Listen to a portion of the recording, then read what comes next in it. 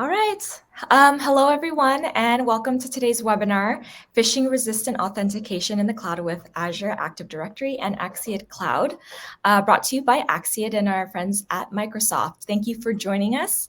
My name is Jessica Pham, and I will be moderating today's discussion.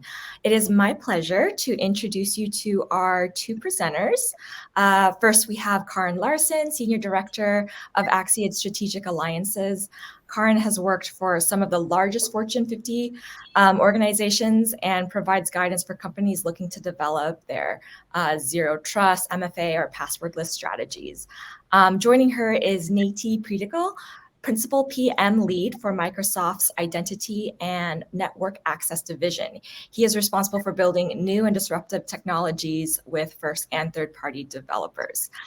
Today, they will both be showing us how easy it is to, how easy certificate-based authentication can be. So make sure you're taking notes.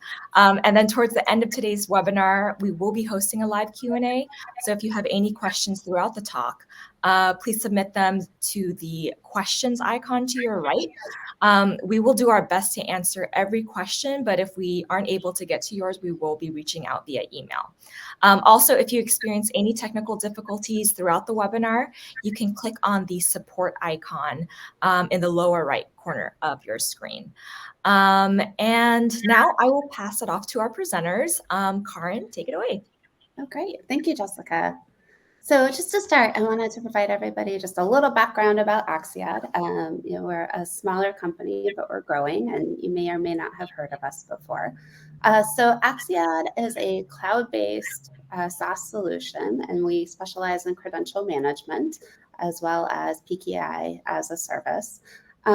We work with many IAM partners. That's part of why we're here today, is to kind of highlight what we can do with Microsoft and Azure AD. And we're also a member of MISA, or the Microsoft Intelligent Security Association. Awesome. Just a little bit more about us. We have been in business for 10 years. So we have a pretty loyal and strong client base that we work with. We do get quite a bit of feedback about our products from our customers, and we do incorporate that to make our products better. We are certified for both SOC 2, and then we can also do FIPS 140-2 compliance, and we have FedRAMP coming in 2023, so we're excited about that. And with that, I'm going to pass it off to Natee to talk a little bit about Microsoft security. Thank you so much, Karin.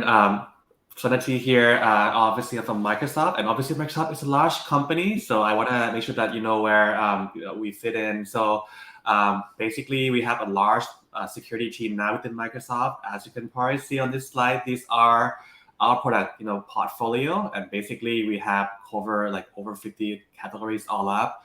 And specifically, you probably heard about Azure AD, which is our hero IAM kind of offering. But earlier this year, we recognized that our customer start to have different need for access, right? And that's why we introduced the new branding called Microsoft Entra. And the goal here is to basically secure access for a connected world.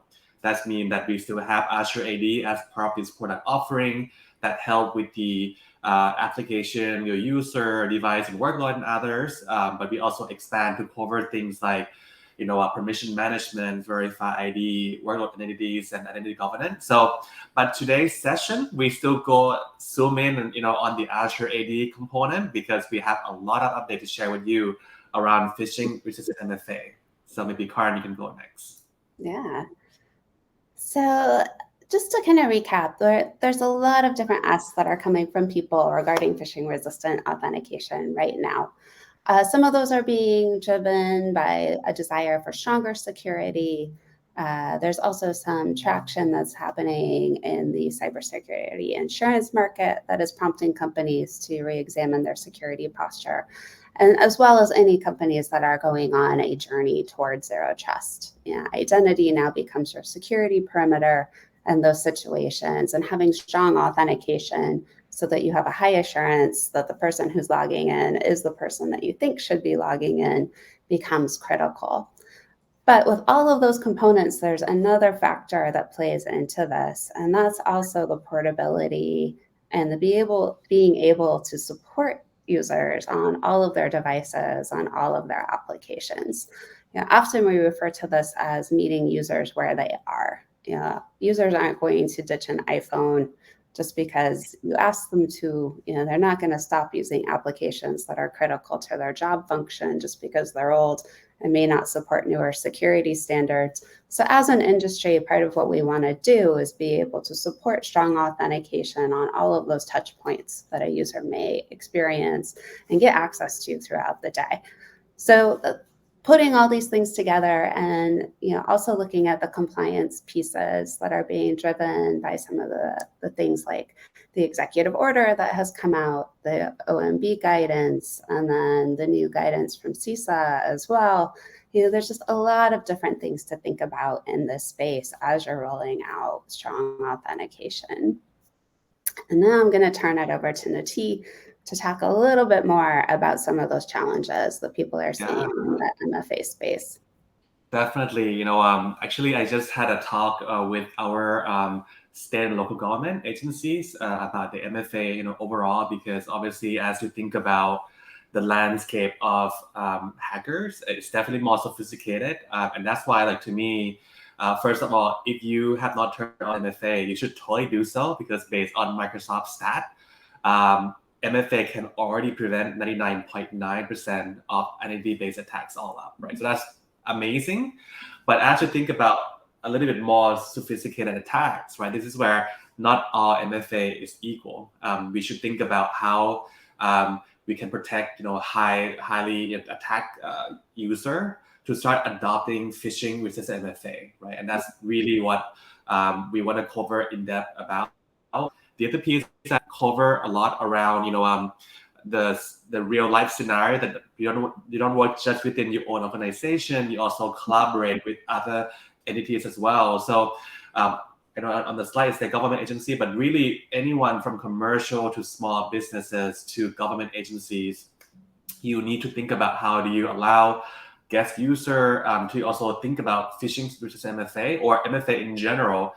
This is the piece where the more you can protect all the environment, that will also help you to have the right strategy and really the right foundation of the zero trust strategy for everyone.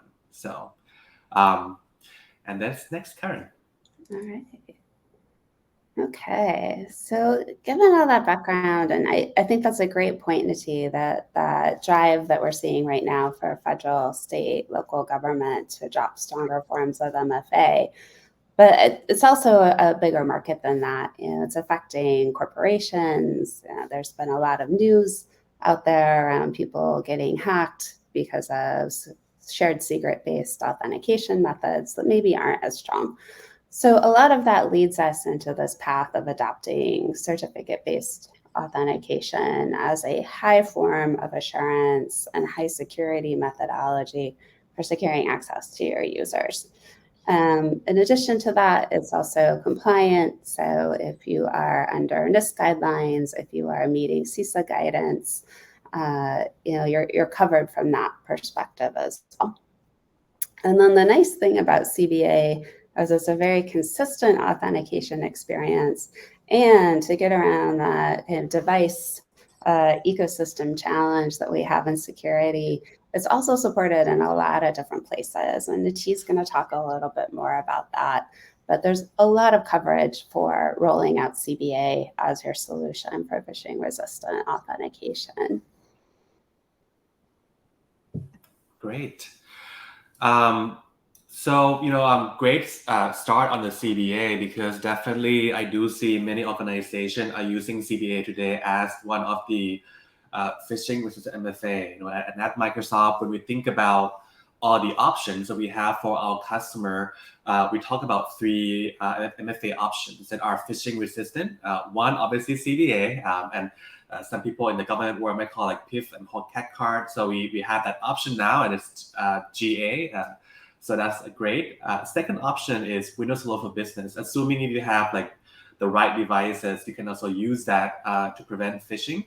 And then the last one is FIDO2 security key. So we also have many partners that are integrating with Microsoft right now. So you can use one of these options as part of your phishing-resistant MFA overall. Plus, on top of that, if you have Azure AD premium licenses, you can also use things like Azure AD password protection or Azure AD identity protection, which will also help to look at is your password from the dark web or not, or are you having any risky user from a variety of signals that Microsoft sees, so we can help you to in a way like prevent all these access correctly. So we have a lot more of the coolness around this kind of premium offering. And on top of that, I mentioned briefly around the CBA. Earlier last month, we make our Azure AD certificate-based authentication available for all our customers. So what it means for our end user is that a lot of ADFS customers today who hope to use Azure AD, but they were blocking to use Azure AD because we didn't have the CBA before. Now you can use it, and really it's one of the strong authentication options. So I think this is like no-brainer. You can easily move from ADFS to Azure AD and take the same advantage of the capability you had before. Second one, we also did a lot of hard work to interview our customer, our partner, to understand how do we help you to onboard to Azure AD and your infrastructure easily. So that's something that you will see from the experience standpoint, as well as you can also think about reduce costs as well, because you can authenticate directly with Azure AD. You don't have to think about a lot of on-prem infrastructure for you to manage by yourself. And we also have more detail on the link that I share here, ak.ms/aadcba. So I really encourage everyone who have ADFS to start looking at CBA on Azure AD, because it's going to help you a lot and the experience is quite seamless.